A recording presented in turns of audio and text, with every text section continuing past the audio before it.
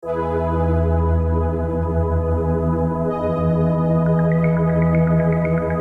datang di GoWalk.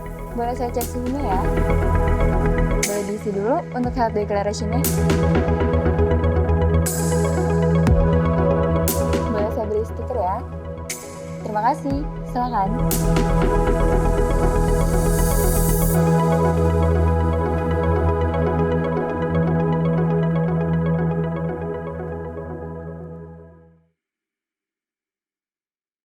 Selamat datang di Cinepod, gue Reza Mardian dan gue host kalian semua. Kali ini kita akan ngomongin film Indonesia, khususnya hal yang lagi hype kejadian sekarang, yaitu Festival Film Indonesia.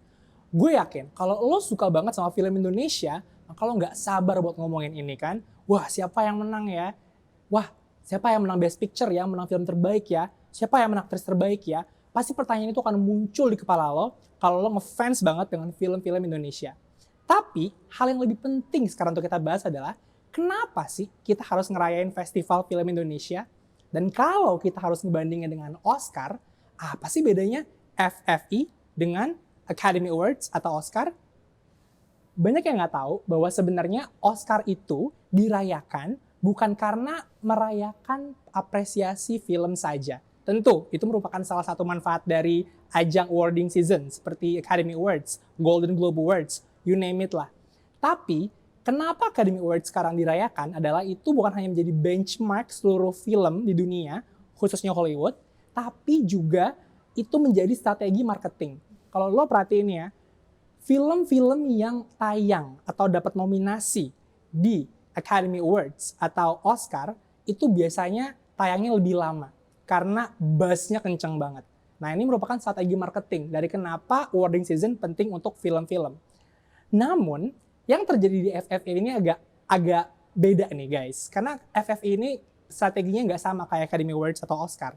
Festival Film Indonesia atau FFI, film-film yang dinominasin sekarang itu malah biasanya udah tayang lumayan lama. Sedikit sekali persentasenya di mana ada film yang ditayangkan saat FFI sedang berlangsung. Contoh, Imperfect, salah satu nominasi Best Picture atau film terbaik di FFI dengan 11 nominasi kalau nggak salah, itu tayangnya tahun lalu, 2019. Susi Susanti pun juga demikian gitu. Film-film yang mungkin recent atau bisa dibilang baru itu mungkin yang tayang bulan April kemarin sebelum pandemi. Nah itu misalnya ada Mudik yang sekarang juga lebih pergi ke streaming service, atau mungkin juga film-film yang udah dari tahu kapan ditayangin secara independen kayak Humba Dreams, namun karena platform distribusi streaming service, jadi sekarang mendapatkan attention yang cukup atau proper gitu ya. Nah, jadi kenapa sih kita mesti merayakan Festival Film Indonesia? Tentu Festival Film Indonesia belum selevel di Academy Awards ya. Meskipun kita tahu bahwa Academy Awards ini mungkin member voternya ada 8.000, bahkan mereka baru expand jadi kayak another 3,000 voting members untuk inclusion reasons. Tapi Festival Film Indonesia itu menjadi bahan evaluasi dan pembelajaran. Dan yang terpenting adalah Festival Film Indonesia itu merupakan benchmark dan pesan apa sih yang coba diberikan kepada sineas kita, kepada penonton kita.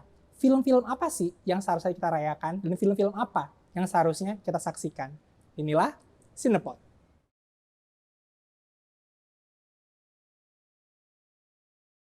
Kita tadi udah bilang bahwa setiap tahun itu FFI pasti mengirimkan pesan atau sending a statement lah ke penonton. Film-film kayak apa yang perlu kita rayakan? Dan tahun ini pesan yang kita terima itu ada dua.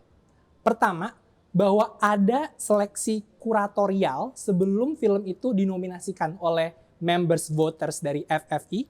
Dan yang kedua, bahwa tahun ini merupakan tahun streaming services karena pandemi.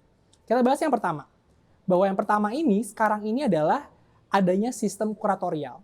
Nah, ini merupakan hal yang baru diterapkan di FFI tahun ini. Karena pada sebelumnya itu tuh sebenarnya semua film itu, tim kuratorial itu memang sudah diadakan, tapi kurator itu hanya memberitahu film-film apa yang eligible dan siapa yang kira-kira eligible untuk di-vote.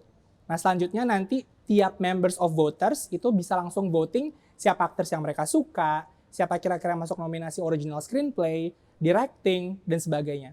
Tapi tahun ini yang menarik itu tuh dari tim kuratorialnya itu mengumumkan 12 shortlist film panjang yang tentunya dikampanyekan bahwa ini merupakan film-film yang paling baik lah dari segi estetika. Tentunya ada film-film di luar dari shortlist itu yang tidak masuk shortlist tapi juga dinominasikan di kategori-kategori tertentu. Misalnya seperti nanti kita cerita hari ini, itu nggak masuk shortlist tapi bisa dinominasikan di kategori-kategori seperti lagu. Nah, untuk 12 film ini, menariknya pasca announcement dari nominasi kemarin, ada satu film yang ternyata terlepas telah terseleksi oleh tim kuratorial, terlepas kampanye yang cukup masif di sosial media, ternyata satu film ini tidak mendapatkan satu nominasi pun. Film itu merupakan film garapan Dirmawan Hatta, yaitu Istri Orang. Padahal sebenarnya film ini merupakan skenario pilihan Tempo tahun 2019. Nah, tentunya ini merupakan menimbulkan pertanyaan ya. Sebenarnya statement seperti apa sih yang sebenarnya FF ini coba berikan baik kepada voters of member dan juga kepada kita. Mungkin fakta bahwa film ini tidak dapat diakses quiet mainstream. Ya tentunya kalau mau nonton Istri Orang itu harus ikut festival-festival kayak JAV misalnya, atau mungkin kayak ada mengadakan screening sendiri gitu. Tentunya fakta bahwa cara menonton itu quiet, tidak terlalu mainstream, mungkin itu menjadi alasan bahwa film itu mungkin tidak menerima perhatian sebanyak atau sebaik kualitas yang diharapkan oleh tim kurator. Nah, tentunya itu merupakan statement yang juga patut didiskusikan.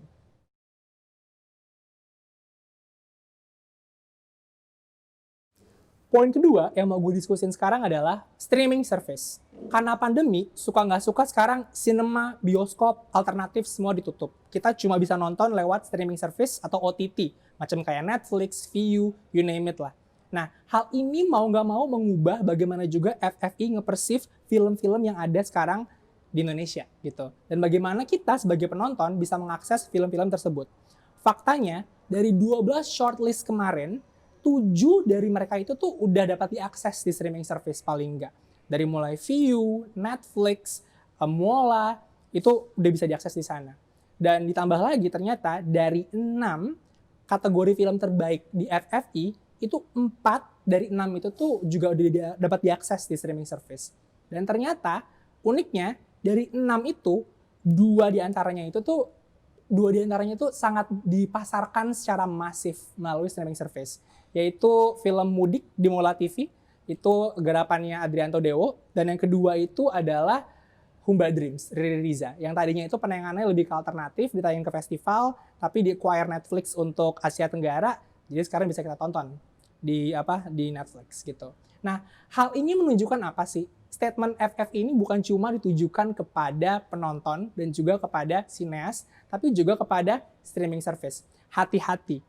Hati-hati dalam nge-acquire atau ngambil konten film-film yang dapat dimasukkan ke sana. Karena sekarang kalau filmnya ada banyak Indonesia, tapi bahkan nggak masuk nominasi FFI sekalipun, that sends a message, right?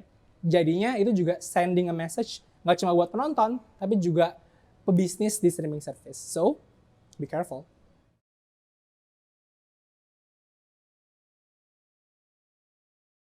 Nah, tadi kita udah ngomongin nih, apa sih FFI, kenapa mesti ngerayain FFI, dan pesan apa sih yang sebenarnya diberikan oleh FFI kepada kita, para penonton. Nah, sekarang kita akan masuk atau sesi yang paling menyenangkan, yaitu sesi fun prediction. Kita akan ngeprediksiin dari tiap kategori, dari mulai kategori yang paling juicy, sampai kategori yang mungkin paling nggak begitu populer, kita akan prediksiin siapa yang kira-kira akan membawa Piala Citra sebulan atau beberapa minggu dari sekarang.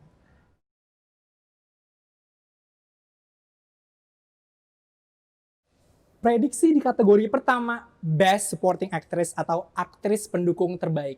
Nominasinya ini ada beberapa, diantaranya ada Asmara Abigail di film Mudik, Asri Welas di Guru-Guru Gokil, Christine Hakim di Perempuan Tanah Jahanam, Dewi Irawan, Imperfect, Marisa Anita, Perempuan Tanah Jahanam, Ratna Rian Tirono, Lover Sale 2, dan Ria Irawan di Mekah I'm Coming. Nah, di sini gue akan nyebutin siapa yang menurut gue harus menang dan siapa yang kayaknya nih suka nggak suka bakalan menang. Yang menurut gue harus menang itu it's either have to go either ke Asri Welas di Guru-Guru Gokil atau Marisa Anita di Perempuan Tanah Jahanam. Alasannya karena perannya juicy, buat dari segi acting maupun juga dari segi filmnya. Tanpa kedua peran ini, itu film nggak ada apa-apanya. Gue pribadi sebenarnya prefer banget Asri Welas menang, karena kan kita tahu biasanya kalau Asri Welas nongol, dia biasanya komikal lah ya, lucu-lucu gitu kan. Tapi kalau lo udah nonton Guru-Guru Gokil, lo akan tahu bahwa dia aktor yang sangat-sangat serius. Tapi di sisi lain, gue juga pengen Marissa Anita menang. Karena Marissa Anita, well, the fact that dia nggak dinominasiin waktu istirahatlah kata-kata itu menurut gue keterlaluan banget sih. Jadi menurut gue at least dia harus menang di nominasi ini. Gue pengennya tuh either Asri Welas atau Marissa Anita lah yang menang di film ini. Dan lo ambil peran mereka dari film itu nggak bakal ada apa-apanya. Jadi that's why itu yang menurut gue harus menang. However, kayaknya yang nanti akan menang suka nggak suka kayak Christine Hakim. Because she is Christine Hakim dan mungkin ada precedence juga di film Pilihan Tempo kemarin. Beliau menang di aktris terbaik. So, most likely mungkin Christine Hakim. Although gue sebenarnya bakal seneng banget kalau Asri Welas atau Marissa Anita yang menang.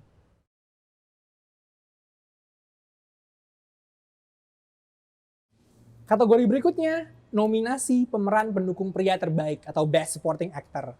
Nah, di sini nominasinya ada Ade Firman Hakim di film Ratu Ilmu Hitam, Butet Kartarajasa di film Abrakadabra, ada Iszur Muchtar di film Susi Susanti Love All, Kiki Narendra, Perempuan Tanah Jahanam, Totos Rasti, Mekah I'm Coming, Yoga Pratama di Mudik, dan juga ada Yudi Ahmad Tajidin di Science of Fictions. Nah, yang menurut gue harus menang, most likely dia nggak menang nih kayaknya nih, tapi menurut gue harus menang ini nih kayaknya Kiki Narendra di Perempuan Tanah Jahanam, dan juga Yoga Pratama di Mudik. Alasannya karena menurut gue, terakhir gue lihat Yoga Pratama ya di film dia kan sebelumnya di Marlina ya. Di film Marlina kan dia berperan sebagai bertransformasi gitu lah ya, jadi orang timur. Nah, tapi di film Mudik tuh dia jadi orang kampung yang medok banget, dan gue sempet nggak nyangka ya sih bahwa transformasi dia very effective on that part. Jadi gue rasa FFI juga bakal menghargain lah ya harusnya transformasi aktor yang kayak gitu kan. Nah, Kiki Narendra juga sebenarnya perannya juga juicy banget sih. Fakta bahwa dia salah satu orang yang pengen mengkuliti, spoiler alert, mengkuliti perempuan-perempuan yang di deem sebagai tanah jahanam ini, itu menurut gue keren juga sih di situ. However, menurut gue nanti yang akan menang bukan mereka. Tapi menurut gue FFI juga pengen bikin posthumous award nih. Dan kayaknya tahun ini kayaknya mereka akan memberikan posthumous award atau penghargaan yang diberikan kepada yang sudah meninggal, itu kepada almarhum Ade Firman Hakim. We'll see who wins the Best Supporting Actor nomination.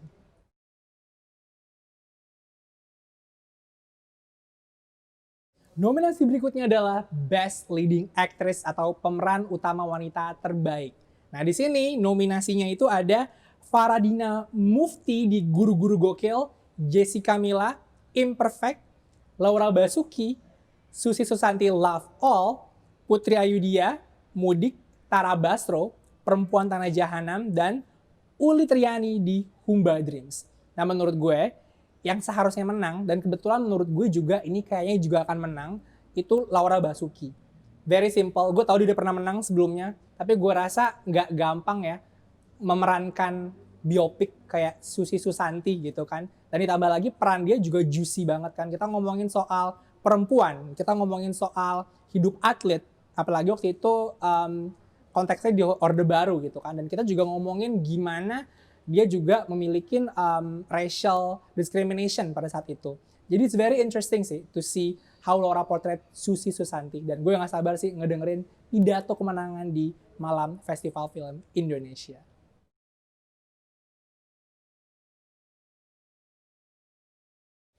Kategori selanjutnya adalah Best Leading Actor atau aktor utama terbaik. Nah, di sini ada 7 nominasi. Yang pertama ada Al-Kushairi, Raja Muda dari film Mountain Song. Lalu ada Aryo Bayu dari film Perempuan Tanah Jahanam. Ada Dion Wiyoko dari film Susi Susanti Love All. Ada Gunawan Marianto dari film The Science of Fictions. Ibnu Jamil dari film Mudik. Reza Rahadian dari film Abrakadabra, dan Reza Rahadian lagi dari film Imperfect, Karir Cinta dan Timbangan. Nah, menurut gue yang yang harus menang dan akan menang, ini kemungkinan besarnya adalah Gunawan Marianto dari film The Science of Fictions. Ada dua alasan utama kenapa Gunawan Marianto pasti dan kayaknya mungkin atau harus menang. Pertama itu adalah karena the film in itself ya, the film Science of Fictions. Kalau lo perhatiin, kalau nonton, lo beruntung mungkin nonton di JAV, atau mungkin beruntungnya cuma gue nontonnya di Plaza Indonesia Film Festival kemarin. Kalau nonton film ini, lo akan tahu bahwa film ini itu tuh tulang punggungnya adalah Gunawan Marianto. Fakta bahwa dia bisa perform di film itu yang 90 menit lebih atau hampir 2 jam, itu tanpa menggunakan dialog sedikit pun, dan menggunakan tindak tanduk, seakan-akan dia sedang berjalan di bulan, dipengaruhi oleh perbedaan gravitasi. Itu menurut gue merupakan sebuah seni peran yang pastinya diapresiasi oleh teman-teman aktor. Karena teman-teman aktor yang nanti akan voting untuk kategori ini gitu.